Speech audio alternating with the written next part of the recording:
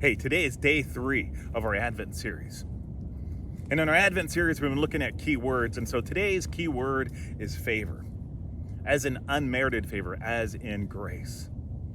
And woven in the tapestry of the genealogy found in Matthew chapter 1, it's a golden thread of grace. And it's highlighted in the 4 women that are included in it. And that's an astounding thing, because in an ancient genealogy, women would never be mentioned. The first woman you have there is Tamar. Tamar, her story is an amazing story. You should read it in Genesis 38. How she ended up dressing up as a prostitute and seducing her father-in-law, and then her father-in-law declaring that she is more righteous than he is.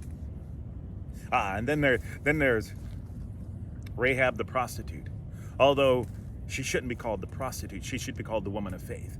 Because here she is, she lived in a walled city filled with idol-worshiping people, filled with people who lived an immoral lifestyle, and yet she believed in the God that rescued the Hebrews out of Egypt, the God that was there to fight for them throughout their desert journey. The God was going to give them the city.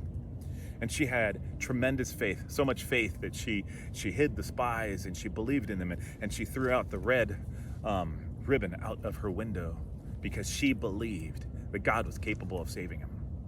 Oh, and then not only do you have those two, but you also have Bathsheba. Bathsheba, the bathing, beautiful woman who was brought into and had an adulterous relationship. Probably more raped than adulterous relationship. She probably wasn't seeking this relationship. She was married to Uriah the Hittite. And David then tried to cover it up, and her life is a life filled with grace, because ultimately she bore a son named Solomon. All 3 of these women, there's a 4th woman as well, all 4 of these women, none of them have a direct right to the lineage, and yet they are enclosed, they are part of the fabric of the genealogy of Jesus. Favor. You too can have favor with God. No matter what your past is, no matter what your journey has been, you too, by believing in Jesus, by giving your life to Jesus.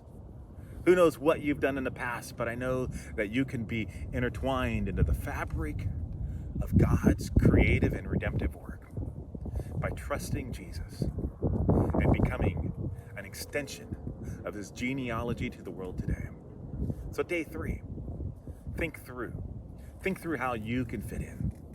Think through the beautiful tapestry that God can make of your life and the connections that you have. All right, have a blessed day. We'll see you tomorrow.